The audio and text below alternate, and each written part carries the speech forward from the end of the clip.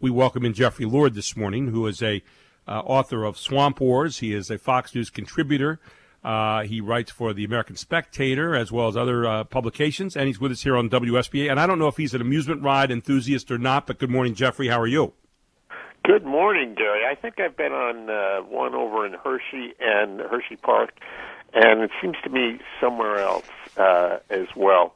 But this is not my thing. Life is enough of a roller coaster without adding. So you're not you're not the cheap thrills kind of guy like I am that resort to that kind of sophomoric kind of entertainment. No, I'll take a book and curl up in the corner.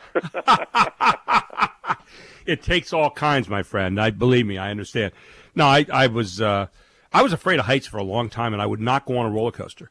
And when I did finally get on one, then I was hooked. I loved, getting different coasters and so forth. But I've been on just about every kind that there is, and I've enjoyed them. But you're right, life is a roller coaster ride, especially at the moment.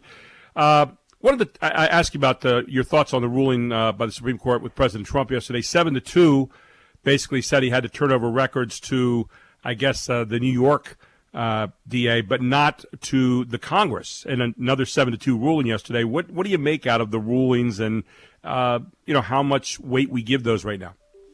Well, first of all, I at least as I read this, I don't think anything's going to happen until after the election. Right. So then what?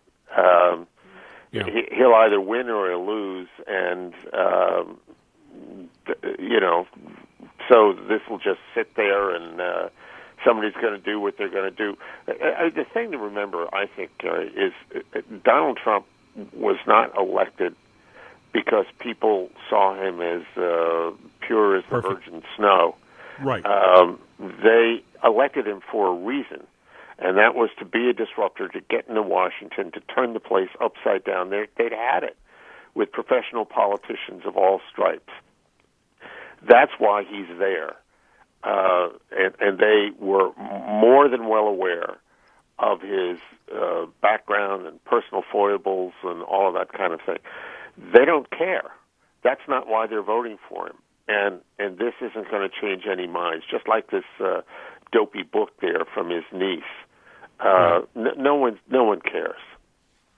When you look at the president, though, and you look at a tumultuous almost 4 years, and they've come after him with everything from before day one of his presidency, and all of it kind of, faded away, except COVID-19. And we were talking with someone earlier this morning, Clark Hodges, and we were talking about this idea that is COVID-19 finally the one place that you can go to wrap your arms around and say, hey, we can finally get Donald Trump with COVID-19 because it encompasses so much, including the economy, including the health of Americans, including the different opinions on wearing masks, not wearing masks, how to treat this thing and so forth. Is that what we've come down to, that COVID-19 is the candidate for those that wanted to get rid of Donald Trump? Well, I think they think it is. But let's just remember, what was the number one item for all of these people? It was impeachment. And they had the entire country focused on impeachment, not on the virus, on impeachment, not on the fact that this had started over in China and was starting to slowly spread around the globe and was going to come here. No. We all had to pay attention to what Donald Trump did or didn't say to the president of Ukraine and all this. They were obsessed with it. And then suddenly they say, well, nobody was paying attention to the virus. Well, hello. They're the ones that kept everybody and their brother occupied with impeachment. So I just don't think that that's going to go anywhere either. And I do think that the economy is roaring back. I mean, you can see it when, I'm out and about here in Camp Hill and Cumberland County and all of that sort of thing. I mean, places are packed. You go to the Home Depot, you go to the grocery store, you go to Staples, you go to Bed Bath & Beyond.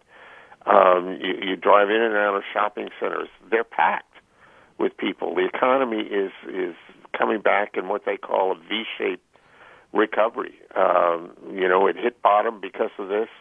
And, if you're going to forcibly keep everybody out of stores, shut all the stores down, et cetera. When you restart it, of course, people are going to flood back into the system. Right. And that's what's happening, and I think that will help him.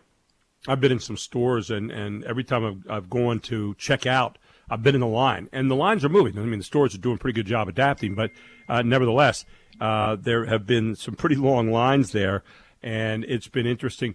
Has you look at the numbers right now, the polls, and again, polls are snapshots of a moment, and things can change by November. But on the average, I was looking at Real Clear Politics yesterday. Joe Biden was up by an average of 9 points, almost 9 points in the polls. And in the battleground states, he's up by fairly significant numbers.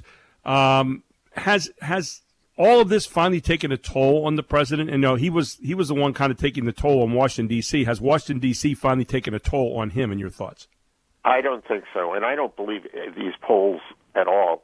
Last night I was watching my pal Corey Lewandowski on Fox, and he took out one of his books, "Let Trump Be Trump," and read from the first page, which cited all of these polls in 2016, right, where Donald Trump was just losing big time, and the one I liked was one of the polls said, I guess it was in the Washington Post, and they said that Donald Trump was on the verge of being the biggest loser in the history of presidential elections.